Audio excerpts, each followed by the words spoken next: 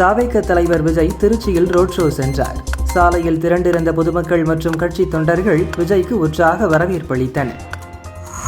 மணிப்பூரில் நடந்த குண்டுவெடிப்பில் 2 குழந்தைகள் பலியான சம்பவத்தை கண்டித்தும் குற்றவாளிகளை கைது செய்ய வலியுறுத்தியும் அம்மாநிலத்தில் 7 நாள் முழு அடைப்பு போராட்டம் நடக்கிறது. திமுக குடும்பத்தைச் சேர்ந்தவர்கள் மட்டுமே உயர் பதவிக்கு வர வேண்டும் என்று மசோதாவை தோற்கடித்து மிகப்பெரிய துரோகத்தை பெண்களுக்கு செய்துள்ளனர். இதற்காக 23ஆம் தேதி திமுகவை பெண்கள் தண்டிப்பார்கள் என மத்திய இணையமைச்சர் எல் முருகன் கூறினார்.